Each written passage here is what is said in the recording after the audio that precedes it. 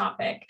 So today we are going to be, actually for Convert, this is the first time we're doing this live show and tell, and this is not a webinar. So if you were joining us thinking you were going to get a webinar, I hate to disappoint you. That's not what this is. It's a show and tell. We're going to take you back to kindergarten where we had that one kid stand up in front of people and was super excited and had lots of intimate knowledge about one particular topic. I'm sure that our guest today has lots of knowledge on many topics, but today he's here to share his passion and insights about JS hacks and A/B testing. And we're going to keep this light and fun, and we're going to, well, I'm not going to, Jeroen is going to do the heavy lifting and show you something about JS hacks. He's got 5 hacks for you and really take you through it in real time.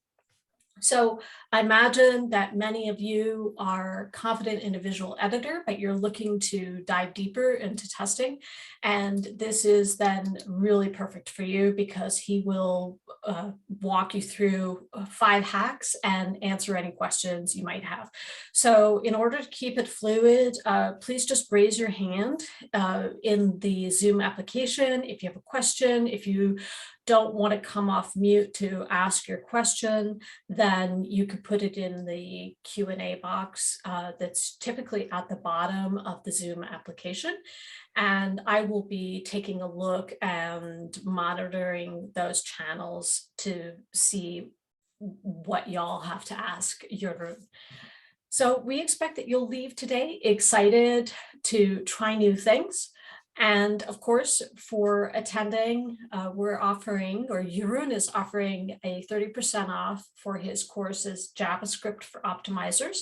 And we're partnering with him at Convert to offer 1 month free of Convert experiences to help you reinforce that learning that you're going to get from his course. That discount will expire on the 23rd of April, so you don't have a large window, and that coupon code will be Convert101, and I'm going to pop that in the chat as well. Okay, so Jeroen, I'm going to pass it over to you, and please take it away. Awesome. Well, thank you, Morgan, and thank you everyone for being in my not a webinar. Super awesome. My name is Jeroen. I'm from the Netherlands. I'm the founder of Growth Penguin, and I really created Growth Penguin because I wanted to show that A/B testing or coding A/B testing can be done by any marketer. And today I'm going to show you the power of JavaScript, and with 5 specific examples and just a little bit of my workflow so you can apply it in your own workflow. And as Morgan already said, if you have any questions, just click the raise hand in the Q&A box. At the end of each example, we have a little bit of time to answer these questions. So let's get started. I'll go ahead and share my screen. Oh, I do see that the host disabled screen sharing. So you're going to have to enable that for me, Morgan. I have to help you. Don't worry, there wasn't anything. We're good. Let me just take a look here. We're using our Zoom as our first time as a platform for this. Let's see here. Okay, so you should be good to go now. How's that work? I think I'm sharing the screen. Can you see it? Yes, I can. All right, great. Take it away. All right, cool. So we're going to start off with the first hack of 5, which is the most simplest of hacks, which is simply hiding an element with JavaScript. And the problem we're solving here is we want to test untested features on a website. And the solution is simply hiding these features and to see if the performance gets any better. So to start off with, I want to try hiding my picture or this image. And I'm just going to show you what happens when I enable this piece of code. And I save it and I enable the experiment. And when you see this image and I enable the experiment, and it will reload. There we go. We have hidden the image.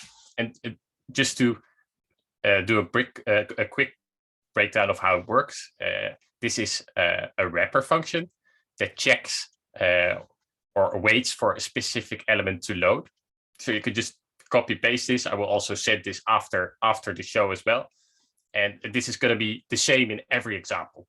And what we do here is we have this wrapper, and then we call this wrapper with that specific element that I showed you before. And then we select the element with this line of code, and then we hide the element.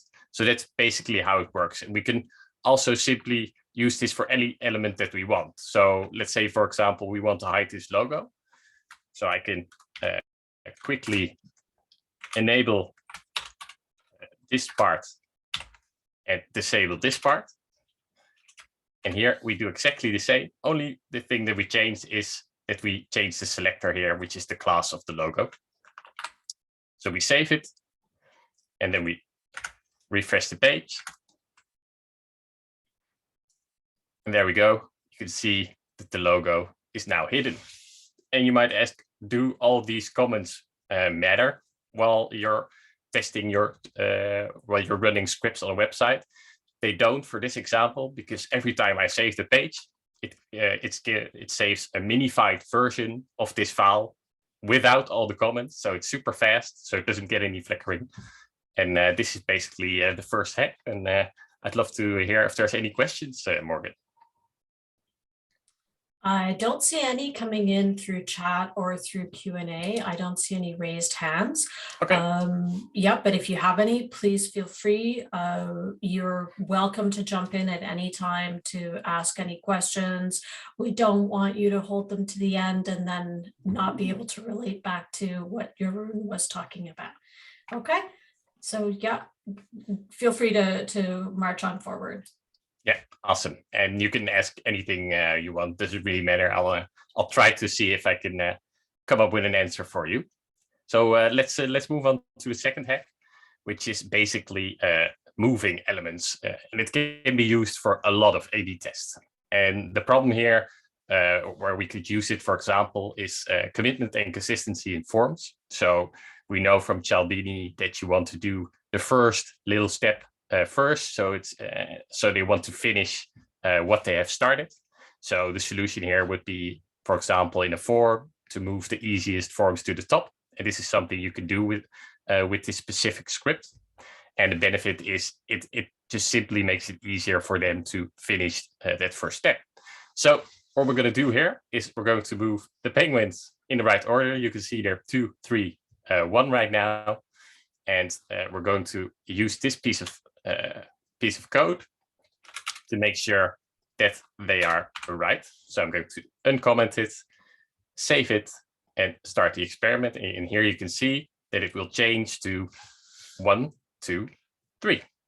So it's as easy as that. The same piece of code we used before that waits for an element before we run the code. And then we wait for one specific element here, which is the third penguin. So we want to make sure the penguins are there before we can actually select them. Hey, then we select the first. Yeah. What Chrome extension are you using? This extension is called TemperMonkey. It's a free extension. You can just download it. If you Google it and download it, it's free. Okay. And you can and in my course, it shows you how to connect this code to this extension. Okay, perfect. And I had another question in here. How are you minifying the JS script?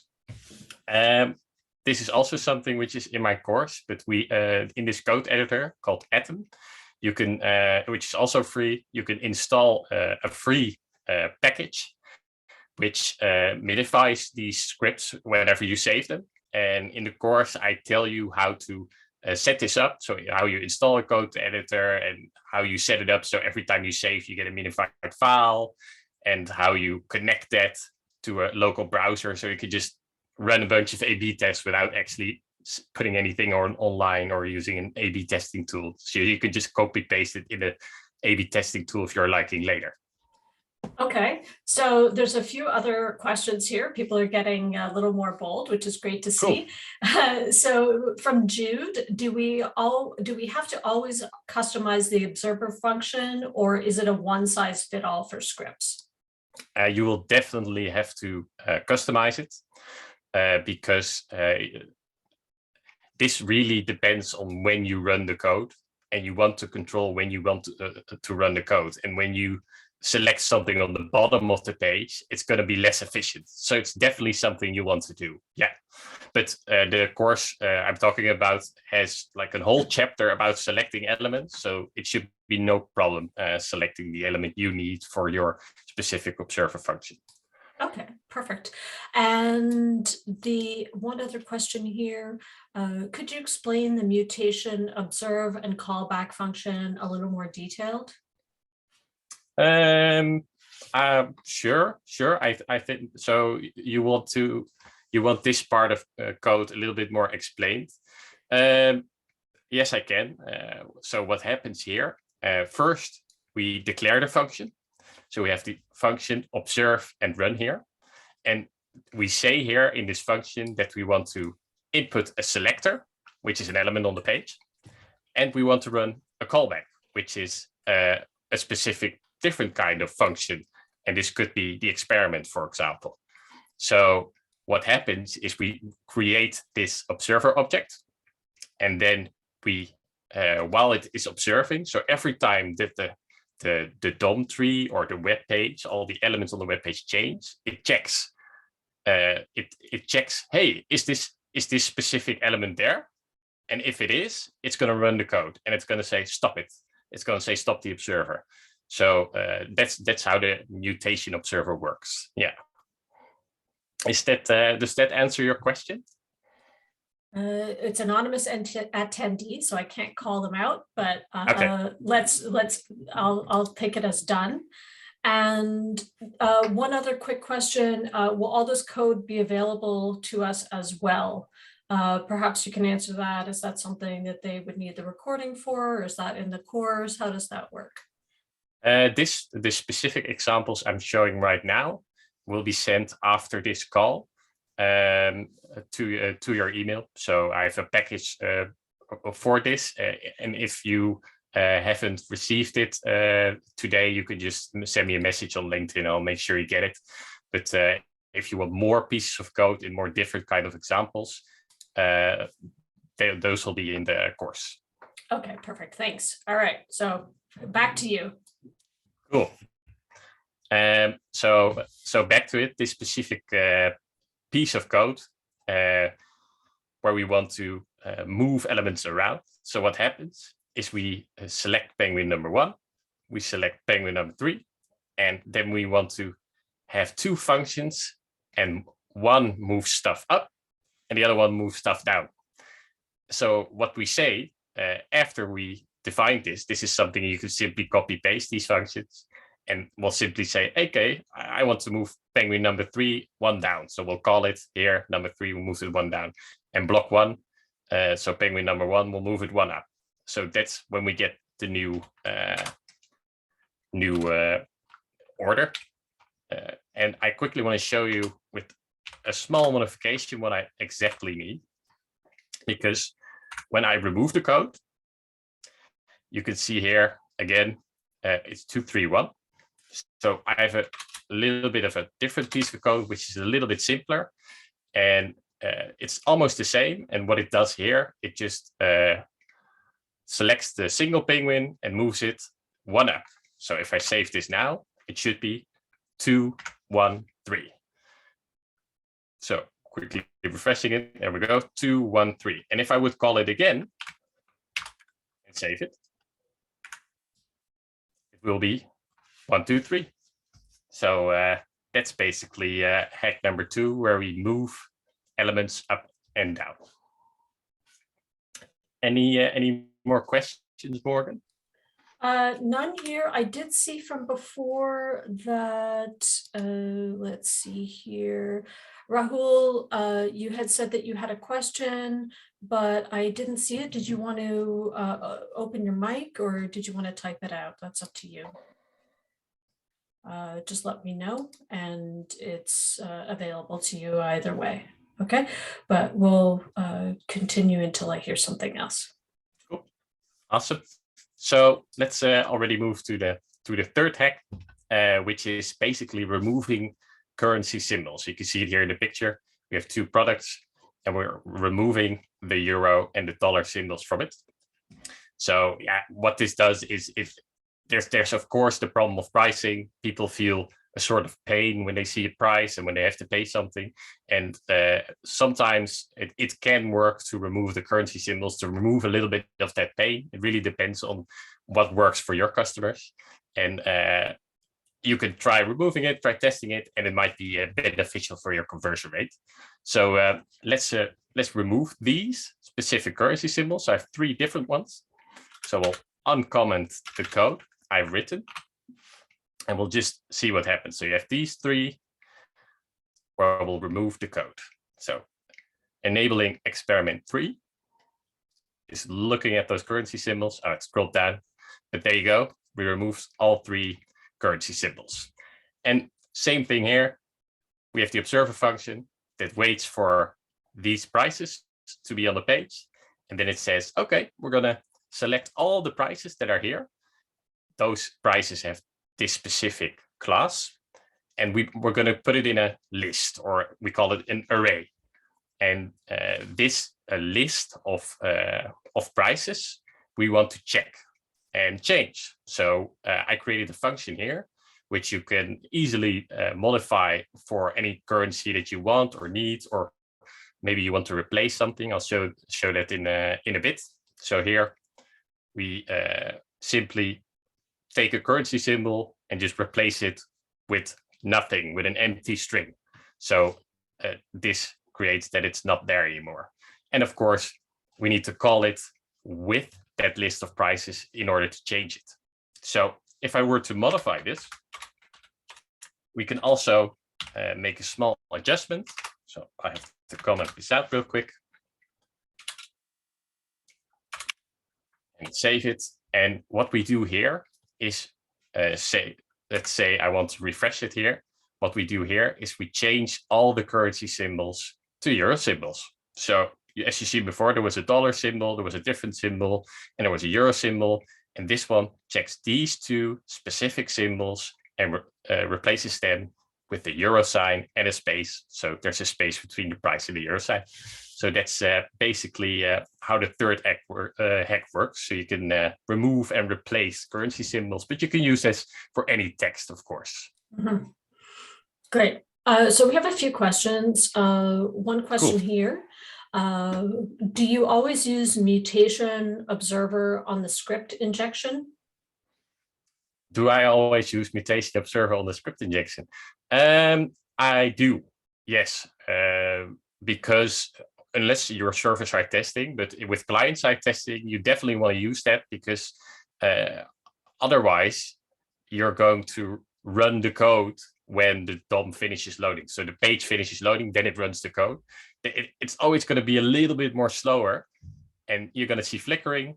And so the users are going to see the control and the variant. That's not what you want. So I use that, but there are exceptions where there's like a really big page with so many changes and it keeps changing, and then I might use a different function for that. Otherwise, it might crash. But that's rare. That's rare. Okay. All right. There's another question here. Do you like hacking interfaces with JavaScript to make A/B tests, or like making the courses better? Can you say again, Morgan? I'm not sure about the how it's phrased here. Maybe Theo, if you want to come off mute, you just raise your hand. But you asked about hacking interfaces with JavaScript to make A/B tests or to make courses better. I don't know if courses is this particular. Let's see. I got Theo here. Theo, Hey. go ahead. Hello, Jeroen. How are you doing? Hey, Theo. Theo is actually my colleague. Oh, okay, excellent. I have a question because at the moment Jeroen is really getting into making the courses, because everything he learned from making A/B tests, now he's making the courses and bringing it to other people. My question is, does he like making the A/B tests with JavaScript or does he like making courses better than making the tests Ah. themselves? I think combining the both of them is pretty awesome. I mean, this is like a little passion of mine, just hacking websites with JavaScript. So, I must say, definitely making courses about them and teaching people about this really makes it more interesting and really makes me put a lot of more time in it. So definitely, I enjoy both. Not either of them better. Well, thank you, Jeroen, and I can tell you're always smiling when you're talking about it. So Well, that's it. He's super charismatic about it and very infectious about it. For someone who has very little technical knowledge, I'm always really super interested in the way that he explains things. So I think it's pretty cool. Thank you, Jeroen. Thanks, Theo. Let's see here. So we have Rahul. Do you want to ask your question?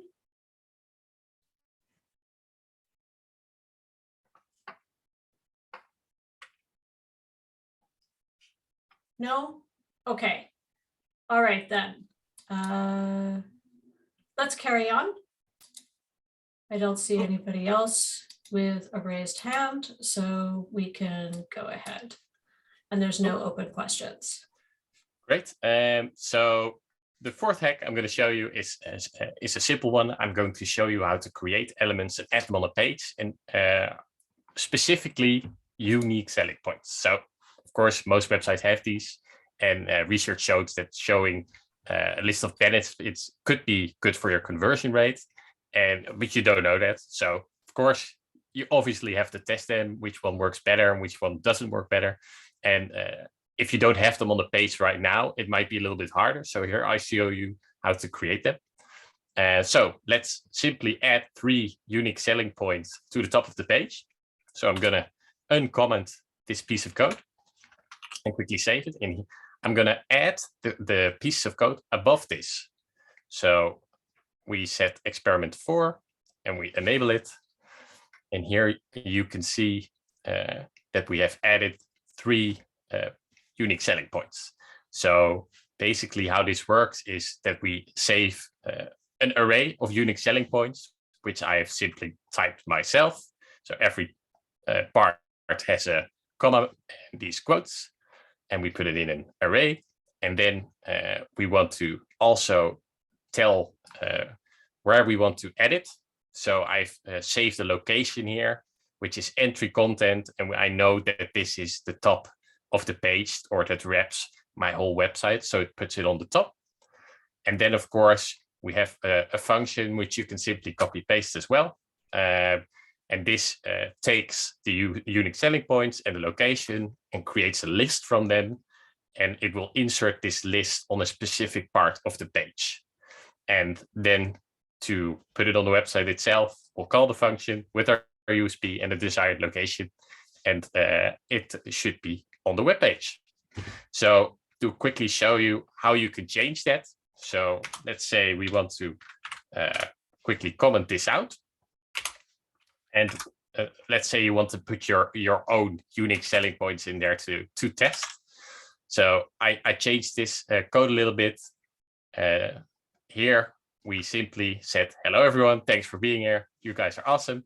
And when I save it and refresh the page, you can simply see that this gets added to the page. So you can simply add whatever you want. You could also add more if you want. It doesn't matter how many you want or how little you want. You can add a bunch of them. So that's basically the fourth hack. Okay, so we've got an anonymous attendee here who's asking a question. It's they're asking some A/B testing tools, for example, Chameleon and Optimizely, have special functions which are quite similar to your Mutation Observer, like wait for the element to change functions. What is your opinion about these functions? I think they're awesome.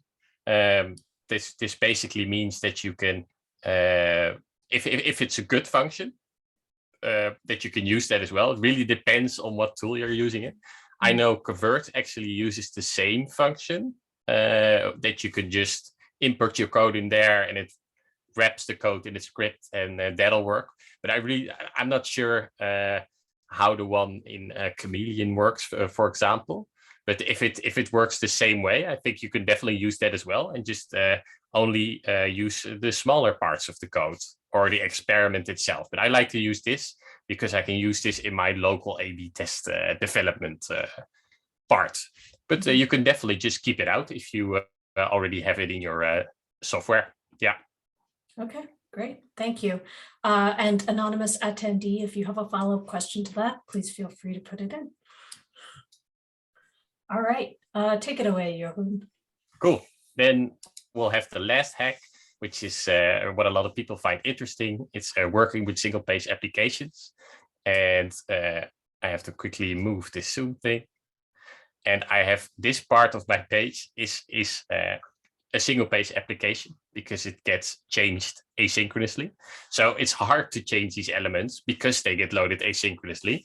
And usually with a normal experiment, you make the changes when a specific element is loaded and then you're done. But this keeps changing without the URL changing. So the benefit here is you can use this wrapper function. And the benefit here is you can use this flickerless wrapper function on SPAs, but you need to make a little bit of a change. But first, I want to show you. So if I change, it's now in the Netherlands. If I change it to a different country, you can see this part changes. So this is asynchronous. So if you want to change this, you'll need to change your approach. So that's exactly what I did here. And you have this part here, the PayPal part. And let's say we'll want to hide this for every country. But when they change it, it still needs to be hidden. So how do we go about doing that? So I have this code here, and I'm going to show you that it does not matter that with this function, you can still hide it. So enabling experiment 5, look at the PayPal function, and there we go, it's gone. But what if I want to change the country? Will it still be gone? Will it still keep changing? And there you go. It's still gone. It does not matter. You can still change it. And that's because I made one single change in this Mutation Observer script, which is removing the disconnect. So what this does normally is that normally it runs and then it checks a page. Okay, we found the element, run the experiment, and we're done. We don't have to check it anymore. And that'll save some performance. But in this case, you don't want to do that. You want to keep checking because it's going to keep changing. And you don't know when the page is finished loading. So we'll just remove the disconnect. And just like we did before with hiding elements, we'll select the PayPal block and we'll hide the PayPal block. So if we want to modify this to maybe hide the credit card function, for example. So let's say we'll comment this out. And we'll comment this in and save it and then refresh it. And then you should only see the PayPal function and not the credit card function anymore. And if we switch it so it asynchronously loads this part of the page to something different, you see it keeps changing. And you can use this on React pages or like Vue pages or parts where it just simply asynchronously loads. So this is basically the last hack. We have a question here from Felipe. It says he's asking, Google Optimize has a mutation observer function too, but it fires the complete experiment on every DOM mutation. I like the mutation observer inside the JS injection approach to select a specific element mutation. Do you have any comments on that, Jeroen? I didn't know that Google Optimize had this specific part as well, but what he says is that he likes this approach better, or do I understand it right? Let me see here. Let's see. Has an observer function too, but fires the complete experiment on every DOM mutation. I like the mutation observer inside the JS injection approach to select a specific element mutation. You're right. You're right. And what I'm doing here is definitely what you're saying. So we're checking the whole page for changes, and this can work for most pages. But I agree that when some of these pages have so many changing DOM elements, and then you will want to change this observer function to only check a specific block of a page, for example, like this part, for example, or this class, and you can check the whole page. And then when it is found that, you call a new observer function to check that small part of the page. But yeah, that would definitely be a better approach and more optimized. And would you say that that's something that someone like for a marketer who's getting out of using a visual editor, that this is something they could do as well, or is that a little more advanced? No, they can definitely do this as well. Okay. So it's basically just a little bit of a different template, and then this one, it'll involve selecting 2 elements instead of 1.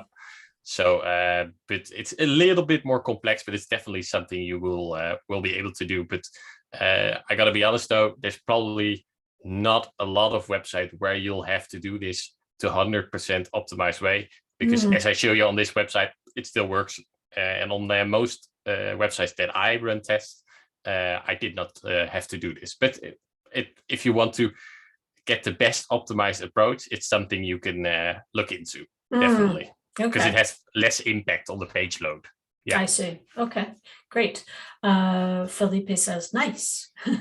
Okay, so Rahul have made a comment that it impacts the performance of the website. I'm not sure which part of what you were saying that's referring to, but there you go.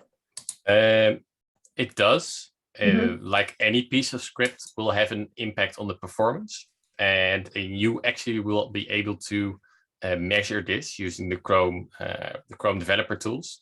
And if you keep this page load effect under 1%, there should be no problem running a mutation observer. Okay. And if this was too big, then you would do what Felipe suggested, where you check a smaller part of the page so you can make that a little bit smaller. But definitely it will have a little bit of an effect, like everything, every script does. Yeah. Sure. Okay, great. Perfect. Jeroen, is there anything that you wanted to add to any of the comments or questions that you heard so far? No, not particularly, but if you guys have any questions that I didn't answer well, you can definitely contact me, check me on LinkedIn, and we'll have a discussion about it. Oh, we've got one more. It's a general question, I guess, because you're passionate about this. Max would like to know, besides your course, sorry, my English is not very good today. Besides your course, what are other additional resources you could recommend to learn JS? Personally, the difference between my course and there's a lot of JavaScript courses on the market, of course, and the difference is that mine really focuses on a practical approach for A/B testing itself. But I also learned JavaScript reading a book called Eloquent JavaScript, but it really focuses on the programming side and on the theory side, and it gets really complicated, and it's really not fun. It's really not catered towards marketers and towards what you want to approach as a CRO specialist. So there are not many alternatives that I know of. Like no, not for A/B testing, anyways. So what you're saying is that particular book was about as exciting as watching paint dry? Is that? Yeah, I mean, if you enjoy like the theory and the slowness, and no, I think it has to be your piece of cake. I'm not saying it's bad, because it will also learn you how to use JavaScript. For sure. But just more general, more plain. It's like going to school for 4 years and you learn a lot of stuff and you're not sure where to apply it. And I wanted to create a course that you can actually just use right away. Gotcha. So that's why I made it. Yeah. Okay, perfect. Alrighty. Let's see here. If you could actually pop the title of the book in the chat, that would be fantastic, in case anyone likes to really get dry stuff and dig into it. I think they would be happy to see that. So perfect. Excellent. Great. Okay. So that concludes the hacks for today. I believe, Jeroen, you want to do a quick summary of what we looked at today? Yeah, sure. Well, basically, we took 5 hacks and we hit some elements. So to test what works better on the website, we moved some elements to get the easiest elements on the top. We removed some currency symbols to test if we removing the pane, if that's any better for the conversion rate. We added some unique selling points. We added 4, we added 3, we added different ones so you can add them on the page. And finally, of course, we worked with single page applications, changing this wrapper a little bit so you can use it on any website that you want. And I want to close it off by saying I hope you guys found this useful. This was my first show and tell as well, and I really love doing it. And yeah, check out my full course if you want to learn more. And thanks, Morgan, for hosting and helping me out. And of course, also Convert. You're very welcome. So thank you for joining us today. We've had some really great questions. If you did want to get a recorded version of today's show and tell, all you need to do is actually sign up and give away your email address, in which case you will get that recording in about 24 hours. As we mentioned previously, Jeroen's course was made conceived and birthed from passion and experience of really doing the practical side of things. And you could get 30% off for that and get 1 month of Convert experiences to really practice what you're learning. And I would just like to say that this is our first time hosting a show and tell on Zoom, and we're really, really happy to see you here. If you'd like to get in touch with either Jeroen or myself, you can do that. I have popped that in the chat box. I am open to any show and tell ideas, content, any feedback that you have, whether it's positive or constructive. Like I said, this is the first one in the series, so we really want to make content for you. You can feel free to reach out to me directly. If you want to chat further to Jeroen and connect with him, you can absolutely do that too. That is the best way to get in touch with you, correct? Yeah, definitely. Just add me on LinkedIn, send me a message, and I love to talk with everyone about A/B testing. Yeah, I think we're a small group, right? All right, perfect, everybody. Have a wonderful morning, evening, afternoon, wherever you may be, and we'll catch you next time. Take care. See you guys. Bye.